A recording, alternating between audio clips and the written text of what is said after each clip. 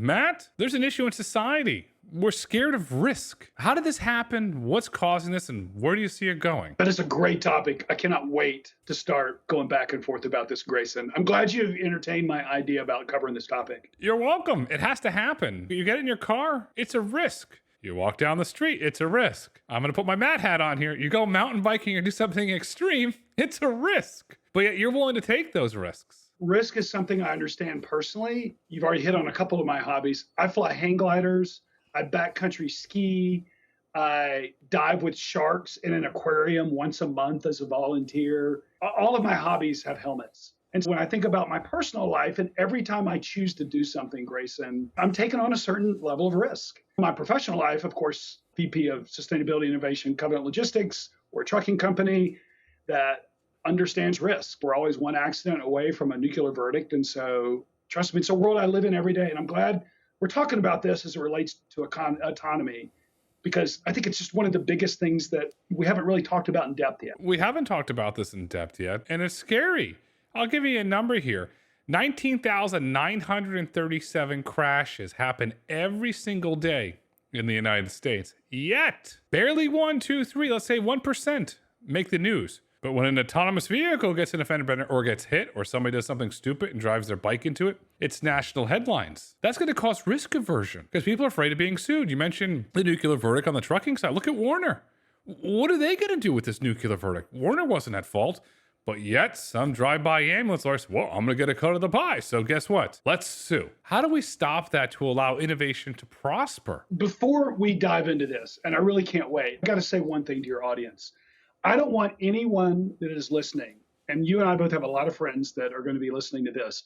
I don't want anyone to mistake anything that we say for the marginalization of human life or the fact that risk is not important or that we're putting some sort of monetary value on life. This is a discussion to be held at a 50,000 foot overview, because I think some of the things we'll talk about will make it sound like we don't appreciate the value of life, because ultimately that's what risk is all about, is making sure that, at least for the most part, that everything is safe. The drugs we take are safe. The cars we ride in are safe. The flights that we take are safe at the end of the day. So again, just don't want anybody to think that we don't care about human life. Lawyers care about human life. They put a monetary value on it when they sue and they put a billboard on. You gave a legal statement, so I gave my own legal statement. I have no legal statement. I'm just going to shoot it straight with you here. Where are we going? In 1971, tobacco was banned from TV and radio. What if all advertising for lawyers was banned from TV and radio today? When I say TV, I mean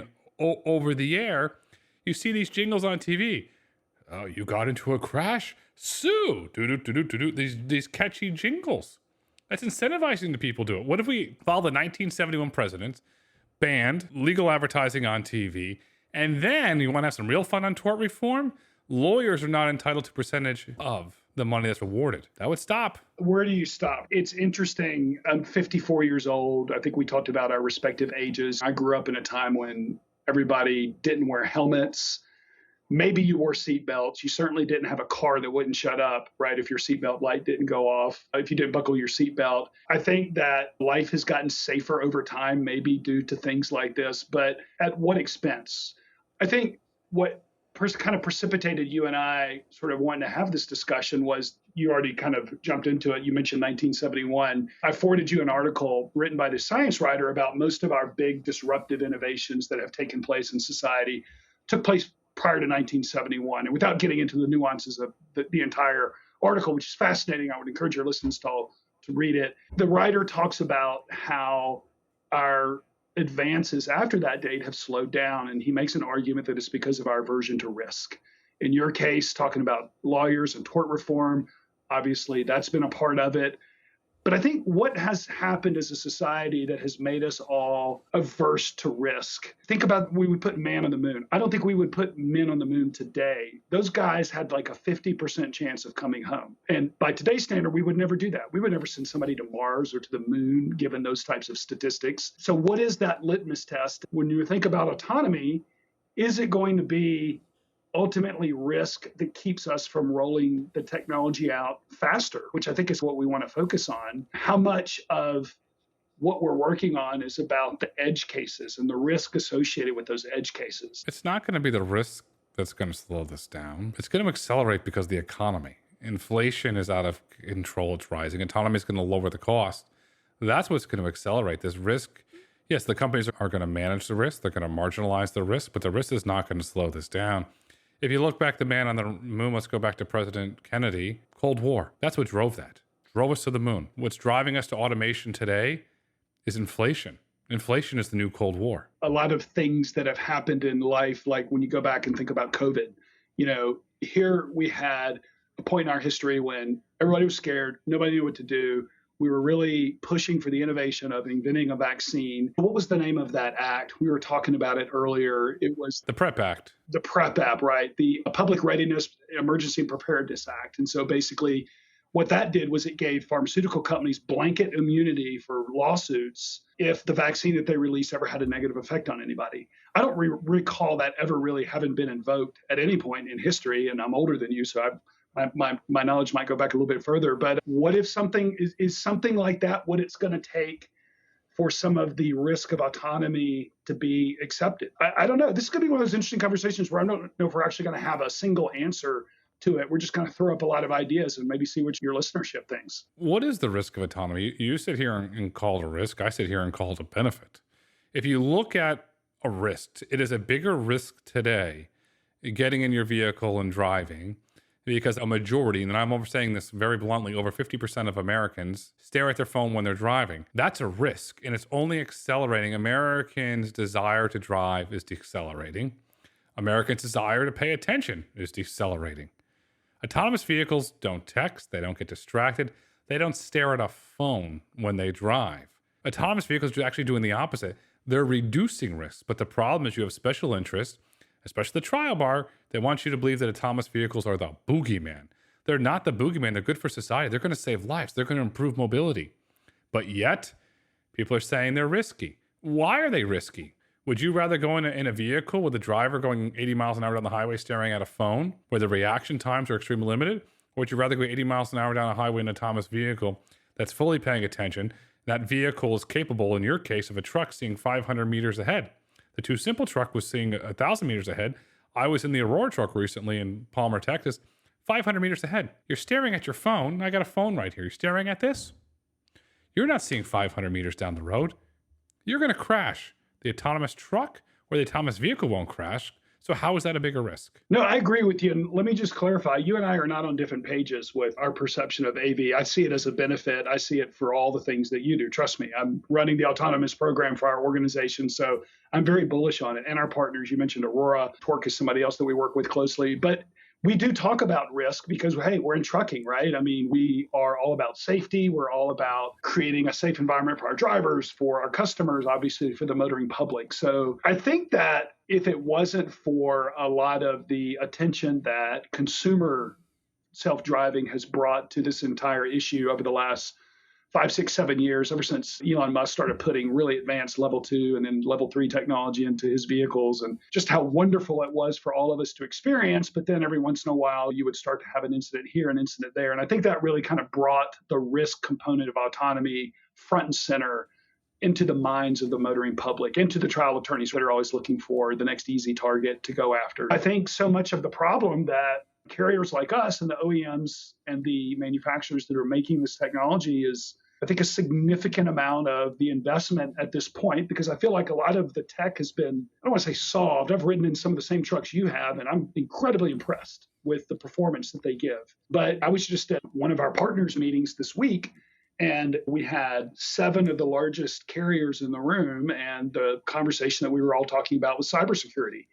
And what if somebody nefariously took over a truck and did something terrible with it? We spent an hour sort of talking through what that was and what the precautions that the company was going to take to put that technology in. That technology being something that has a hardware cost, a software cost, a development cost. Here we are spending a lot of money at cybersecurity to kind of de-risk this thing that we love to call autonomy. So I know I've said sort of a lot of things there, but I didn't really answer any of your questions specifically. But you can't not think about this wonderful thing called autonomy without thinking about our approach as Americans to risk and how it's evolved over the years. Our approach has evolved. If we had the same apprehension towards risk today, would we have a man on the moon? No. Would we have the internet? Possibly no. Would we have nuclear energy? Well, that's definitely a no, because that's a dirty word, but yet nuclear energy carries so many possibilities. Look at the Manhattan Project. They innovated. They were protected by the government, but they innovated. Look what's being developed today with AI, the breakthroughs in large language models. They're innovating. And now you got this very loud vocal minority saying, hey, it's bad, it's bad, it's bad. Why is it bad? Why are you trying to suffocate a technology that's going to have global economic prosperity attached to it? That's the question that I ask. Did you walk out of your house? Yes. Do you breathe the air? Yes. Do you drink water? Yes. You want to know a little fact? There's risk in drinking water because there's microbes and plastics in the water that could cause cancer. You step out of your house, the air is potentially polluted. You breathe that, you can catch cancer. But yet you don't try and make it illegal to go outside your house.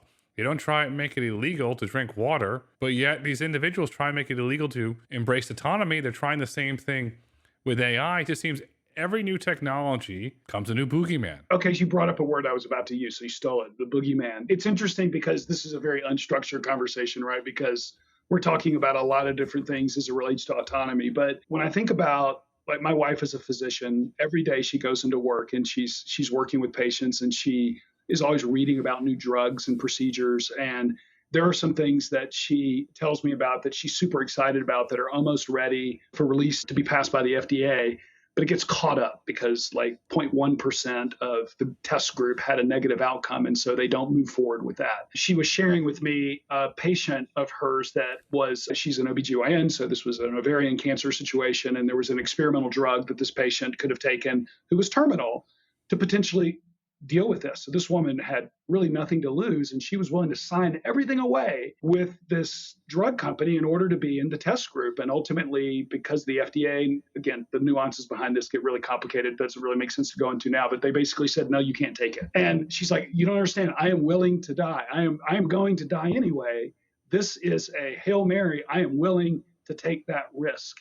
And they still wouldn't let her participate in it. And I just think that if we've come to that as a society, we talk about risk as a boogeyman, right, to use your word.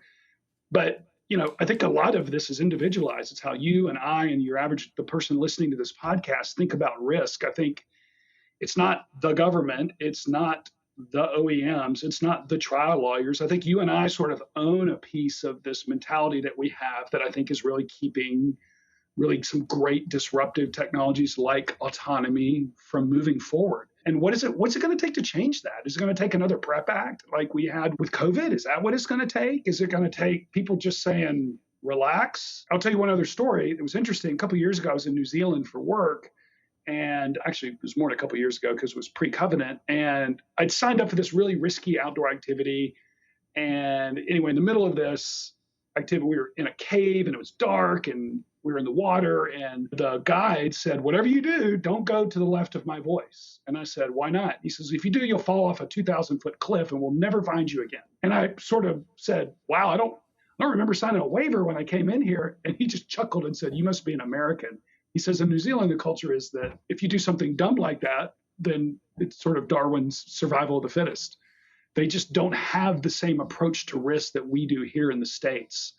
And so I think it's just interesting. I kind of point the finger back at myself a little bit when I talk about this. Does that make sense? It makes a lot of sense. If you look at your example, you have a life and death situation. Are you going to listen to the guide or you're not going to listen to the guide? And if you look at that unfortunate case with your wife's patient, it's sad. Under President Nixon, he launched the war on cancer. Unfortunately, we didn't get anywhere. You look at that, you look at the PrEP Act, and we talk about this a lot. Why can't we put the PrEP Act and put all of our medical resources to curing cancer? That's something that blows my mind. Is that risk there? Because we have to cure that. There's no doubt about we have to cure cancer, but yet it seems that for whatever reason, we can't move forward with curing cancer. Is that risk again? Yeah, I just think that as individuals, we are just obsessed with our physical safety, our financial safety. Again, perfectly legitimate things to be wanting to be comforted about. But when it comes to the price of an airline ticket, the price of your car, the price of that awesome shirt that you're wearing right now that I wish people could see. What if you licked your shirt and there was some sort of chemical involved with making it yellow? You have to have adequate protection against the person that's going to lick their shirt. I just think that we have on some level reached a level of ridiculousness that I think is starting to really not just cost us money, but also keeping us from moving forward. I know that in the few minutes of prep that we had for this call, you and I talked about some of the more ridiculous, well-known lawsuits, like the McDonald's. We talked about the McDonald's one that happened, back in the early 90s? Yeah, it's actually here. I actually read the court case in prepping for this podcast, and I'm going to quote you something out of the court filings. It was on February 27, 1992, 79-year-old Stella Liebuck ordered a 49-cent cup of coffee. Can you believe that? In 1992, a 49-cent cup of coffee? That's pretty amazing. I'd love to have a 49-cent cup of coffee today. And she ordered that from a drive-through window of a local McDonald's restaurant located at 5001 Gibson Boulevard Southeast in her hometown of Albuquerque, New Mexico. Not quoting this here, Albuquerque also home to a partner of Covenant's, Torque Robotics. Back to the court case. Liebeck, a passenger in her grandson's Toyota, which did not have cup holders, pulled over so his grandmother could add cream and sugar to her coffee.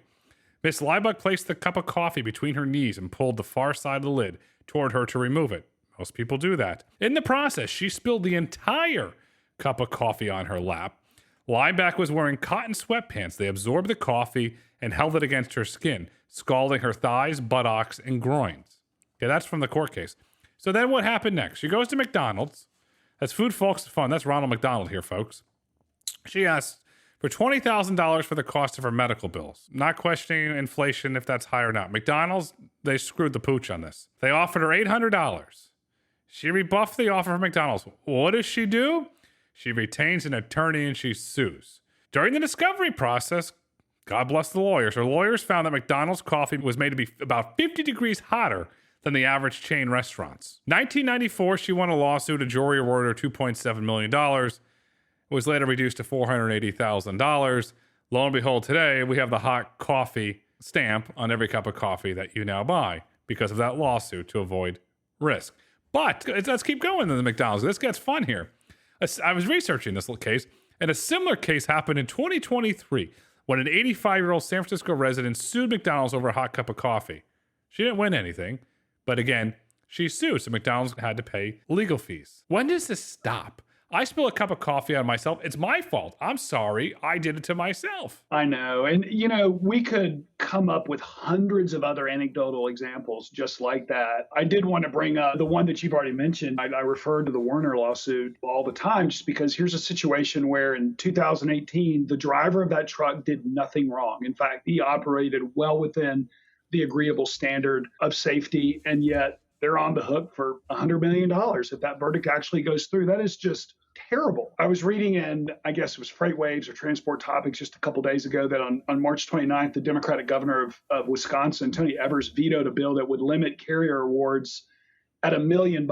And granted, he gave a lot of reasons why there shouldn't be a cap, but this is a state that ironically has economic limits on non-economic damages for malpractice. We have caps involved with that. And the state where I live, Tennessee, has caps. And so there's a little bit of a disconnect between what he agreed to and what the state already has on the books for other types of events. But I just think that what we can agree on, and probably your listener can agree on, is that there is some level of tort reform that we probably need as a society, whether it's about trucking or autonomous or personal injury for sure. And over time, maybe that will start affecting our attitude toward risk. I don't know. I wish I had a crystal ball and could give you like the one thing that we could do. But I think long-term aversion to risk, I think our long-term approach to risk would change if there was some nationwide tort reform, especially for suits like the McDonald's one you mentioned. You need nationwide tort reform. I'll go on the record and say it. We need tort reform. Tort reform is good for the economy, just the same way autonomy is good for the economy. I'm going to give you a little bit of a curveball here. What if every United States citizen, 18 or older, had to manage their own risk? You walk out of your house, you manage your own risk. You bet on a baseball game or you bet on a football game, you manage your risk. You put something in the oven and you don't wear a glove to take it out, you manage your risk. If you grab something out of the oven without a glove, do you sue Viking? Do you sue Sub-Zero? No, you took a risk by doing that, or you were just dumb and drunk and did it on your own. What if you could not sue anymore for stupid things? You had to manage your own risk. Would this all go away? First of all, if you just all of a sudden flipped a switch and made that true, I think half the people in the United States would probably kick the bucket right away because they wouldn't be able to exist. I just think it's so, what you just described, I'll be honest with you, is the way that I pretty much live my life every day, Grayson. And I know you and I are very similar in a lot of ways, and we've talked about this. And it's just the way that I live my life. My everything from if I invest in a bad stock, it's kind of my fault. Ultimately, I mean, at least outside of what I have with the professional advisor, right? That little piece that I keep in my autonomy portfolio. If I invest in Luminar or Ovia or Kodiak or one of these other companies, if it doesn't do well, it's my fault. If it does well, that's great. I made a great decision.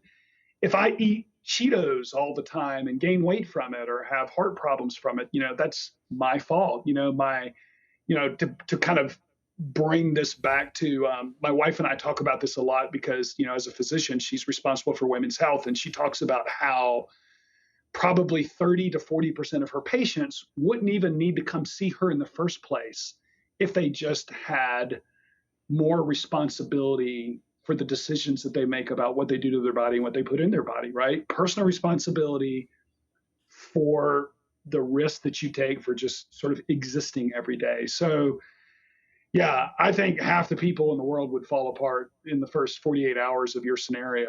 But ironically, we do it every day, right? I mean, you get in a car, you get on a plane. I've got a friend that is unrealistically scared to death of airplanes. I've debated with him regularly about how safe they are statistically, but he won't get in one. He gets in a car instead, and the stats will tell you that there's a much higher accident of you getting killed in a car driving for 12 hours between Chattanooga and New York than it is if he gets in a plane and makes that same commute. So ultimately, we do and need to have some responsibility for our actions. But again, to kind of bring this back to autonomy, these trucks, once they're fully developed, the algorithms are in place and the learning models are in place, are just like you said, they're going to be safer. They're going to operate more consistently. When I say consistently, they're not going to get tired. They're not going to get distracted. They're going to be a safer alternative to humans. And again, I'm not suggesting that autonomy is going to take over every driving job in the country. We like to say at Covenant, if you start to come work for us as a driver at age 21, if you want to retire as a driver, you will be able to do that. But there are certain routes and certain use cases in our country where autonomy is going to be a great fit. And when you and I are driving down the road next to a truck that doesn't have a human in it, we don't need to be scared of it. And it may take us a while to kind of get over that kind of mentality. And maybe like my friend Genesis that's scared of airplanes, and he'll never not be scared of airplanes. He's going to have to figure it out at some point, I guess. But I think that we're all going to have to accept the fact that what it takes for us to get to a better place, whether it's with freight delivery, medicine, or you name it, we're going to have to accept the fact that just bad things happen sometimes. And again, like I told you in the beginning of the podcast, I don't want to marginalize life or marginalize safety, but I just feel like risk is something that has gone a little bit too far, our aversion to risk. You cannot marginalize safety. This is probably one of the most unstructured podcasts you've ever done, isn't it? It's fantastic. If you look at safety and you look at doing the things, we see the unfortunate reports. Look at the Challenger. It was from the condensation of the bolts, and they knew it, but they still went forward. That's sad. And that's a government-run program. Lost a teacher in space, not to mention all the other souls that perished in that unfortunate crash. Did that slow down the spacecraft? Yes, for a while. I remember I was in school, and you'll remember this, when they rolled it in on the wheels, and it had the big strap around the TV, and they rolled it in, and we watched it on TV. Never forget that moment. Sad moment. Did it slow down the space program for a while? Yes, but then the space program came back, and then it was eventually dormant until a gentleman named Elon Musk came along and pioneered reusable rockets with his own money and private sector capital. And look where we are today. Those rockets are operating fully autonomously. They're taking off and landing fully autonomously. We're putting humans in the International Space Station from a private sector rocket. We never stopped innovating. We cannot allow an unfortunate incident in history to allow us to stop innovating, to allow us to stop moving progress forward. If you want to look back at airlines, we almost lost a president. A president was going to go for a flight with Orville Wright. What happened the day Orville crashed? Orville never flew again, died months later. We almost lost a president. But yet, what did we do? We kept moving forward. Could you imagine the day that the Wright brothers crashed and Orville perished months after that flight, that if we stopped aviation, we wouldn't have a global economy today. History has to be our guide when we look to manage risk. I agree. And I think that our approach to it since the 70s has changed. I don't think there's any one thing that has caused it, Grayson. I think that over time it's just kind of evolved. I think probably, maybe as much as I hate to bring this up on your podcast, there's probably some politics involved with it. There are scare tactics that different parties use to sort of keep their base kind of in check. There's the boogeyman of terrorism, or the boogeyman of Russia. Remember back in the 80s when we were talking about the invasion, there was this boogeyman of nuclear war. There was the boogeyman of COVID. Again, not to bring up something overly controversial, but I think we use fear and risk to sort of keep people worried, to keep people watching their news network, to keep people buying certain things. I mean, every day I'm pitched with something. I just got something in the mail today about I can pay $20 a month to have my water line between my house and my street insured in case it ever breaks, because that's roughly a $5,000 repair. Every day I've got somebody trying to call me, extend the warranty on my vehicle. We constantly play into our fear of risk and risk aversion, mostly from a financial perspective. Over time, collectively, that just kind of makes us scared of our own shadows sometimes. And there's a lot to be made to be money in fear and risk. And so I wish there was like one answer that we could share with the audience. I just think that it kind of makes sense to have this conversation, see where it goes. But obviously, I think we can agree that tort reform is probably one thing. I think that's probably the biggest takeaway that we would have from this. I'll follow on your fear line. Fear sells. Look at Blumhouse Productions, horror production films. Their numbers and the profitability they have. Look at Blair Witch Project. And then you got Jason, you got Michael Myers, you got Freddy Krueger, I'm Freddy from Nightmare on Elm Street. Fear sells. Look at the economic box office impact that horror has. It's astronomical. People pay to get scared. It's a risk because you could have a heart attack if you're scared.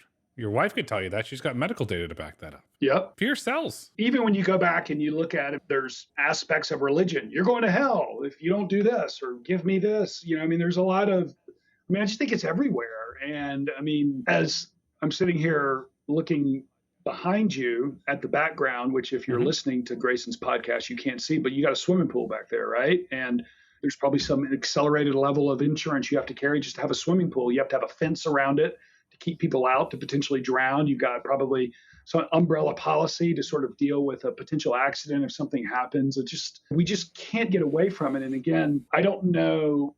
I think the New Zealanders, like I've kind of approached before, their approach to risk is a little bit different than ours as a culture. I really haven't spent significant amounts of time in European countries to know if their aversion to risk is the same as ours. It's really ever since I started working with Autonomy and seeing and experiencing how potentially fantastic these solutions are going to be, with the fact that they're going to be held up longer than they need to be, just because we have to answer so many of these questions and to have insurance policies and cybersecurity expenses and things to sort of deal with the what if scenarios. Because in trucking, Grayson, it's the risk that probably where a lot of the cost is at the end of the day. The cost is there, but before we get to the cost, fear is unfortunately become political. If you remember when Mitt Romney was running for president with Paul Ryan as his vice president, and there was that famous video where, Paul Ryan's going to push Granny over the cliff. That scared the living pajabbers out of people. It truly scared people because people believed that was what's going to happen. So that goes back to my whole theory on fear sells. And if you look at the risk in trucking in Q1 2024, J.B. Hunt reported first quarter earnings that fell 35% on a 9% sales decline. Operating income fell 30% to $194.4 million due to lower volumes as well as increases in equipment cost, insurance, claims, and bad debt. Insurance is driving up the cost of J.B. Hunt and driving down the revenue. This is getting bad because I was talking to a trucking executive, a mutual friend of ours, and he says, remember the gas surcharges? He goes, that's nothing. Insurance surcharges are coming, and they're going to be passed through. I mentioned earlier I was with 7 other fleets with one of the 2 people that we have as our partner. And one of the things that we talked about was we're trying to get our arms around cost, right? Because I think that, pivot this back to autonomy a little bit, one of the things that is still kind of at the forefront of our mind is it's one thing for you to tell us how much the truck and the subscription model to the technology is going to cost, but what about the whole ecosystem that goes around it? What about the real estate, the yards, and the extra people that are going to have to be involved in order to launch and land and refuel and do trailer inspections? But what's the insurance piece going to be? is the argument going to be that insurance is going to be less expensive because this is going to be a safer technology? Or is the idea that because it's going to be targeted for the first few years as a massive potential risk, that insurance prices are going to go up? And how does that affect the overall model as it relates to cost per mile and how we ultimately justify doing this in the first place? I think that the uncertainty of the insurance piece is going to be something that's going to be really hard to nail down. I think it's going to take a lot of time in order for safe miles, safe to be driven. But then assume we have 5 million safe miles, and then all of a sudden somebody gets nudged off the road due to inexplicable thing that will inevitably happen because accidents always happen. Is that going to get front page news as opposed to you and I driving a truck and doing the same thing? Probably. And why is that? It's this culture of fear and sort of the cost and everything that goes around it. I'm kind of getting frustrated myself listening talk about this with you because I feel like we're sort of doom and gloom and there's nothing positive to look forward to, and innovation is always going to be stagnant. But it's just something that in innovation space professionally, I think about pretty regularly, almost every day. There's a lot to be positive about. Absolutely. Let's talk about some positive stuff for a change. We're being honest. If you look at Tesla driving on full self-driving, they're driving 1 billion miles every 2 to 3 months. 1 billion miles. That's 1 billion with a B. Billion. Why don't we benchmark that against a human driver and see how many crashes and incidents are there? Oh, you can't do that. Oh, no. Elon's bad. You can't do that. Because I talked to a reporter at a major international outlet. I said, why all the negativity on Elon and Tesla? Oh, you have no idea how much ad revenue it sells. It's nuts. And so we're doing this to ourselves, I guess, is one conclusion we can walk away with. It's just something that I wish there was a better answer to. I think that the times I've driven in FSD mode, I don't have a Tesla, but I have friends that do. It's unbelievable what a great job it does as long as you're inside the ODD that thing was designed to operate in. And when I think of some of the bad drivers that you and I probably both know, I'd feel much safer using that technology than I would some of the people that I routinely get in the car with. We have to accept that bad things happen. It's not always somebody's fault. We're going to have to figure out a way to think about risk differently as a society, and we're going to have to implement some kind of tort reform in order for some of these big disruptive innovations that you and I get excited about every day when we open the paper and read. As it relates to autonomy, I think that maybe some version of the Public Readiness and Preparedness Act, maybe it's going to take that. I don't know. If you look at new innovative technology in history that have ruffled stuff, at the end of the day, it all comes down to economics and money. James Carville had that very famous line, "It's the economy, stupid." Mr. Carville is right. It is the economy, stupid. Not saying anybody's stupid, but it is the economy. Remember in the early days of Uber, this is when Travis was still there. This is before UberX. This is when they just had the black cars. And you're starting to see all this data pop up. New York, Boston, San Francisco, Miami. DUIs start going down. Remember the outrage from all the money that was being lost from lawyers and revenue that was generated because people weren't drinking and driving anymore? They were going into Ubers. Remember the meltdown that caused? Oh, yeah. Yeah, that was nuts. Uber did a good thing for society. And you're looking at that Uber example. I know it's not autonomous, but Uber is going to usher in autonomy through their platform. The same thing's going to happen with it. The same thing's happening with autonomy. Oh, it's bad. And it's going to have all these positive economic benefits. And then eventually it'll just go in there. If you look at a toddler, we're in the teething phase of autonomy today. Truly are in the teething phase. And we're going to get through that, and they're going to start walking, where the technology will start growing and scaling. But yet there's always going to be someone that's going to try and derail it for their own economic benefit and gain. That's the truth on this risk. The risk is there for somebody to benefit economically. You eliminate the economic benefit from that, the technology moves forward. Or you keep your head down, you do what's right for society, and in your case, you keep on trucking forward. I agree with everything you just said. I just think that equally, if not maybe just a little bit more default, I just think that our individual approach to risk, we just have to start thinking of it differently. As I was thinking about what we were going to talk about today, we've talked about COVID already, so just another COVID example. Remember the Johnson & Johnson vaccine that came out and they pulled it off the market? They put out almost 7.5 million doses. Okay, there were 6 clots in overweight people and 1 death, and they pulled this thing off the market.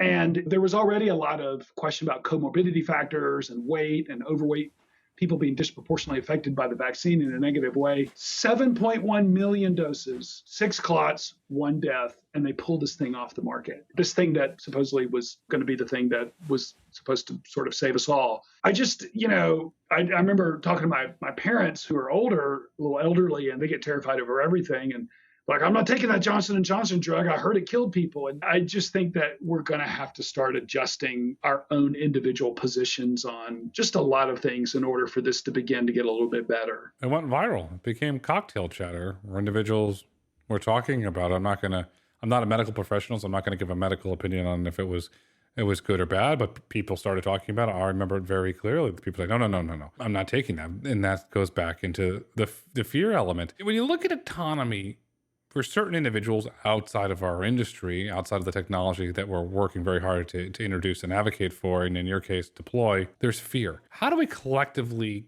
get over that fear? Is there anything that Covenant's doing from the trucking logistics side to help get over that fear? Or how do we collectively get over that fear? I'll get to your story in a sort of circuitous kind of way. We implemented this product last year. There's a company called Idyllic, and they make this safety platform. I think it's called Idyllic, but that's also the name of the company. And basically the idea behind it is they are in the predictive analytics of accidents. And so what happens is they pull data from the telematics of the trucks, so hard braking, hitting a curve, rapid acceleration, those types of events. They pull data from the HR system. They look at time off requests and sick days and people not showing up for work. They pull data from some of the safety systems that we have. They put all this stuff in this giant model. And basically our safety coordinator will come in every day and it'll say, Grayson Brulte is probably going to have an accident in the next 3 weeks. And I'm sort of oversimplifying this a little bit, but basically, and this actually happened with one of their other customers, they put all this stuff in the model. It predicted that this particular driver was likely to have an accident sometime in the not too distant future. They brought him in and said, hey, kind of a weird conversation to have with you, but the software says that it's going to predict you're going to have an accident. And there's some reasons behind it, but we just want to see if everything was okay. And the driver looked at the safety guy and said, how would you know that? And they said, well, the software has some indicators. And he said, I just had to put my dad in a retirement home because he has Alzheimer's and he can't live by himself. And I can't stop thinking about what a bad son I am for having to put my father in a retirement home. I can't concentrate. I'm having a hard time sleeping. And the safety person just said, hey, listen, take the next 2 weeks off and go be with your dad, get your head straightened and come back to work. And that's what they did. And it wasn't any one thing that predicted that. It was the combination of a bunch of different data points that working together helped them sort of come up with that scenario. So did Idyllic help them prevent that accident? Maybe, or prevent an accident that never actually happened. Maybe it did, maybe it didn't. But I think that using technologies and things like that now can make fleets, can make companies that are in this kind of business a lot safer. We're investing in technologies and procedures and things to make our drivers safer, not just on the proactive side, but also on the reactive side. That's kind of one thing that we've done recently that we're pretty proud of. We're waiting for some of those stories to kind of come in and be inspirational to us where it happens to us firsthand. It's given us some good data so far and some good stories, but not quite as good as that one. You know what that's called? Managing risk properly. It was well done. And it's also called innovation. I wouldn't go so far as to say it's disruption because that's the changing of the way the entire industry works, but it's an incredibly innovative way to making the industry better. Just I feel like automation is an innovative way, even a disruptive way of making our industry better. And when I read about risk and the role that it plays and what I feel like is a delayed roadmap for something, it's just a little frustrating. And I'm glad you and I are just sort of talking in an incredibly unstructured way. I think your average listener is going to think, man, those guys are all over the place today, weren't they? Listen, we're downtown New York at a jazz club and we're jamming out. That's how I would describe this to you. Staying on the risk theme, how does Covenant manage the risk when you deploy autonomous trucks? Well, so we're not there yet. And as you know, I mean, nobody is running autonomous trucks directly. There are a number of fleets that are doing autonomous pilots, but they're actually just sort of using the Torque truck, the Kodiak truck, the Wabi truck, the Aurora truck, but the manufacturer's actually operating the truck. They're just probably pulling the carrier's trailer. That's just kind of where we are right now. We haven't gotten that far in our autonomous journey yet, Grayson, to be honest with you, but we do talk about it internally. We talk about it would probably make sense to have a dedicated fleet operations department, dedicated autonomous group that's specifically trained just to focus on those types of technologies and the types of unique situations that come up with AV. So that's one way that we sort of think about it. Obviously, there would be a lot of data collection to ultimately be able to, there's always probably some element of self-insurance that all the carriers have. And so we want to be able to collect a lot of data to be able to prove that hopefully what everybody predicts, a better way to operate. I can't tell you that we have anything down pat yet because we have yet to do our first pilot. You're going to do your pilot. You're going to do your pilot, and I can't wait to cheer you and the team at Covenant with your new COO, Dustin Cole now. I cheer you on as you deploy autonomy. You do your pilot, and you scale your pilot, becomes commercial. Putting this theme of this podcast together, Matt, what is the future of risk management? What's the future of it? What I wish it would be is I wish that as individuals, we did a much better job of accepting sort of risk in the lives and the decisions that we make every day, from the food that we eat to the types of activities that we choose to engage with. I think that we're just going to have to, over time, as individuals, but also as the father of an 18-year-old that's about to go off to college, just teach our kids to, like, you just got to be more responsible for your actions. Not everything that happens in life is the fault of somebody else. I just think that that's probably one of the biggest things. And then I think that there's got to be some element of tort reform, just because I think that there are just too many examples of just ridiculously punitive lawsuits and product liability lawsuits that, like the one you mentioned, like the one with the McDonald's coffee cup, that are just out of control. And those are anecdotal, but they're significant, right? They make a big difference in the way prices are structured. I think those are probably the two things I would want to leave everybody with, because I think those are at least one of those two. The personal responsibility is something we can all sort of play into. Personal responsibility comes down to your household, the way you were raised, the way you raise your kids, and the way you act as a citizen. Respect everybody, treat everybody fair, risk mitigates. Not going to go away, but it mitigates by being a good person and being an honest person. Matt, this has been a fun jam session. I wish we were down the Lower East Side in a jazz club recording this with a cocktail, but maybe perhaps that's down the line.